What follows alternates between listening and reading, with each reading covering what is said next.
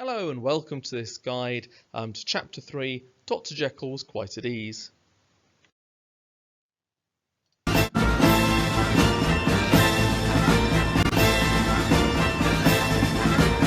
What is this feeling of power and drive I've never known? I feel alive. Where does this feeling of power derive, making me know why I'm alive? Like the night, it's a secret, sinister, dark, and unknown. I do not know what I seek, yet I'll seek it alone. I have a thirst that I cannot deprive. Never have I felt so alive. There is no battle I couldn't survive. Feeling like this, feeling alive. Like the moon, an enigma, lost and alone in the night. Damned by some heavenly stigma, but blazing with light. It's the feeling of being alive, filled with evil but truly alive. It's the truth that cannot be denied. It's the feeling of being inward hide.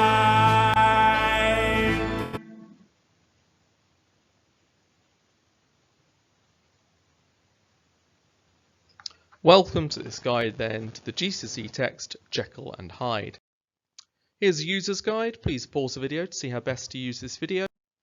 And we're going to look at AO1, understanding what the book's about, AO2, its language, form and structure, and AO3, its context. We're also going to look at each of the key themes in the book and how these link to Chapter 3.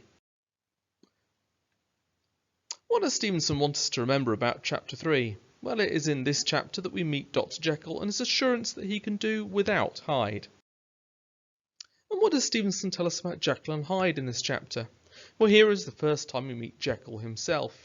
He's described as large, well-made, smooth-faced, sincere, warm, and every mark of capacity and kindness. Stevenson deliberately clearly contrasts the description of Hyde with Jekyll, offering a clear juxtaposition between the two in chapters 2 and 3. Whereas Hyde is small, deformed, Jekyll becomes large and well-made. Jekyll embodies the best of the Victorian gentleman, a man who shines capacity and kindness. In every respect, the personality of Jekyll is made to appear harmless. Let's summarise then Chapter 3. Mr. Hyde. In Chapter 3, Jekyll throws a party, and Utterson stays late to talk with him. Utterson tells him that he's been learning a lot about Mr. Hyde, which catches Dr. Jekyll off guard. Dr. Jekyll has Utterson promise that he'll enforce his will.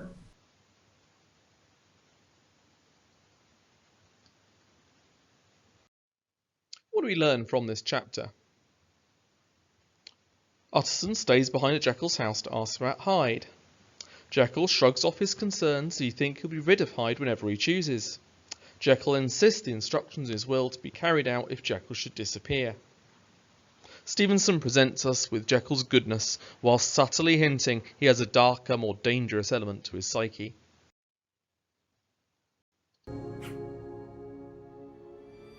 In Chapter 3 of Dr. Jekyll and Mr. Hyde, it's 2 weeks later, and Jekyll throws a dinner party. When the other guests leave, Utterson stays to talk to Jekyll about his will.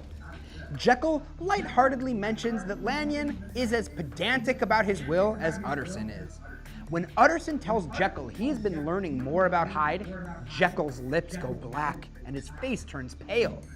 He asks him to drop the subject, and that talking about it won't do any good. He claims to be painfully situated in a very strange situation. Utterson presses Jekyll to share the story in confidence so that he can help get him out of it. Jekyll responds that it's not as bad as he thinks, and that he can be rid of Hyde whenever he wants.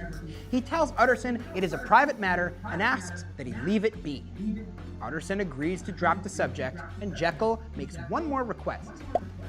If for whatever reason he disappears, he wants Utterson to take care of Hyde and make sure Hyde gets his rights. Although Utterson doesn't like the request, or Hyde, he agrees. Some notes then on Dr. Jekyll. He's good-natured, trapped, guilt-ridden, regretful, ambitious, a bit of a victim to Hyde himself, a chemist, powerless, and perhaps even in denial. See quotes underneath each one to prove these points. We then meet a description of Dr. Jekyll as soon as the word Hyde is mentioned. Stevenson deliberately uses the same language to describe Jekyll as he did Hyde, clearly using language to link the two. Both are described as being pale. Stevenson forces us to see Utterson's reaction to Jekyll's passivity to Hyde's crimes. Abominable implies his absolute disgust and distaste, while Jekyll hardly reacts. Utterson almost seeks a confession here, pleading with Jekyll to admit his sins. Stevenson asks us to reflect on Utterson's Christianity by repeating the word good in this last section of this extract, making clear to the reader Utterson's purity and innocence in the face of God, the opposite of Jekyll. This is a key quote from this chapter then. The moment I choose, I can be rid of Mr. Hyde. Jekyll's tone here is reassuring to Utterson, but ironic, as he cannot be free of his addiction to Hyde and his sins. The verb rid implies that being free of addiction is easy and pain-free, yet the word can further implies that Jekyll is choosing to be Hyde and would rather be without rules and regulations in his life. This quote implies Jekyll's hubris or tragic flaw, as he is overconfident that he can manipulate and overcome his dark side. It is this confidence that causes his death later in the book. Let's now look at the key themes in this chapter. First up, setting. It is in this chapter we hear about Jekyll's home in a bit more detail, but unlike the previous chapter, one object stands out. He now sat on the opposite side of the fire. Utterson reflected a little, looking into the fire. The fire is symbolic as it represents the dangers of sin as well as the potential purging of sin. Stevenson positions his good men on each side of this fire to reflect on their difference of opinion. He forces us to imagine the light and dark shadows playing over each of their faces. The theme of friendship. Well, here we learn more about Dr. Jekyll's relationship with Utterson and Lanyon. Here's a quote then, or a part of the chapter itself, to see the relationship between the two. In this chapter we hear more about the past friendship between Lanyon, Utterson and Jekyll, who appear to be old university friends who have grown apart. Lanyon became a man of pure science. Utterson became a lawyer who remained religious and godly at heart. And Jekyll started as Lanyon did, yet became disillusioned with pure science and appears to have explored a more theoretical approach to the human soul. Jekyll's anger at Lanyon's commitment to scientific rule is clear, and he uses his rant about Lanyon to imply that he fears Utterson is equally closed to more flexible rules of society, which may be why he doesn't confess his sins to Utterson later in the chapter. The theme of repression. In this chapter we see Jekyll's arrogance and fear at being discovered. Jekyll begins the chapter as the very image of polite, sincere man who is the perfect host, yet his duality is clear throughout. You can see his anger at Lanyon, his annoyance at Utterson's questioning of the will and Hyde himself, and Jekyll's confidence that he can control Hyde and be rid of him whenever he chooses. Dr. Jekyll grew pale. There came a blackness to his eyes. This quote implies a psychological reaction to fear as he pictures his darker half that he's tried to keep buried. In many respects, Hyde is distant to Jekyll, a euphoric dream of freedom and joy that has now reached his own life and friends. Victorians believed the eyes were a window to the soul, so this blackness would immediately suggest the evil inside Jekyll. The theme of religion.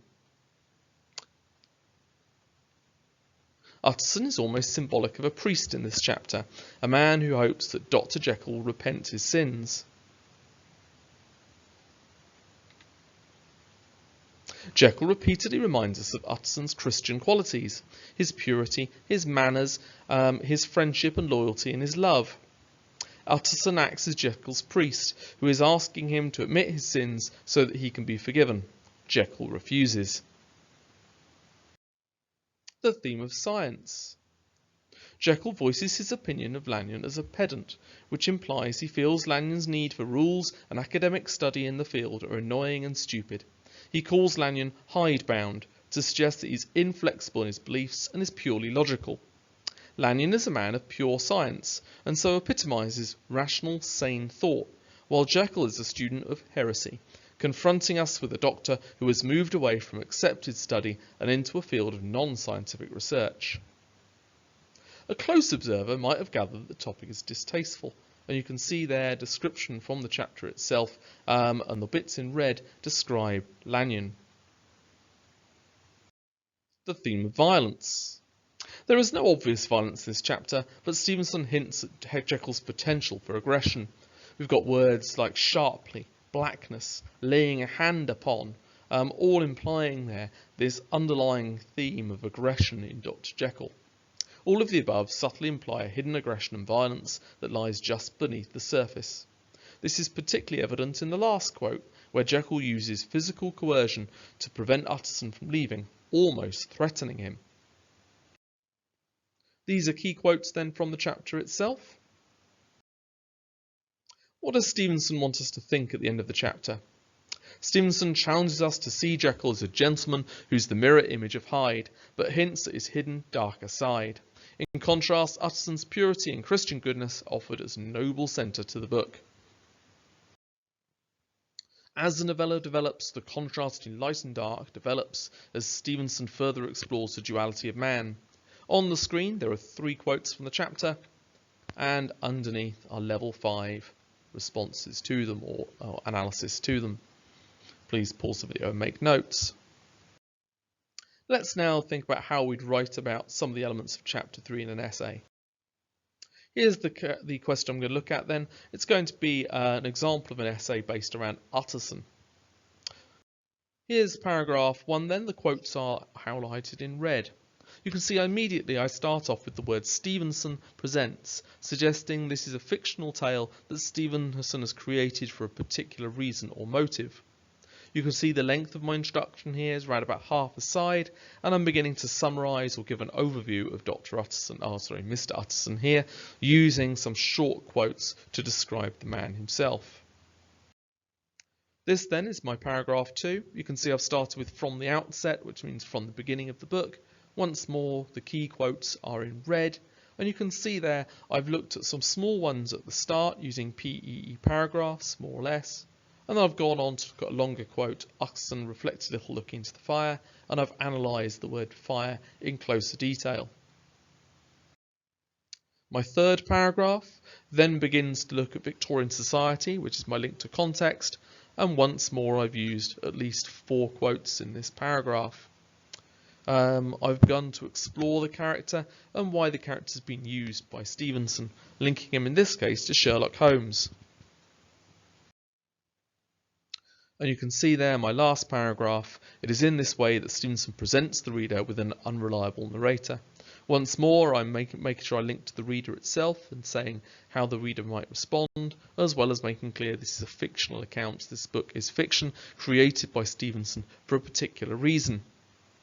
Once more, I've used quotes there and briefly explained them. You can see I've added my opinion, but without using the word I. I've just simply analysed the text, looked at some interesting interpretations of the character, and tried my best to explain those, linking to the reader of Jekyll and Hyde. You might want to now look back at that essay, make notes on it, and then see if you can recreate it from the notes you've made. Thank you very much for listening then. That was a revision guide to Stevenson's Jekyll and Hyde and chapter 3.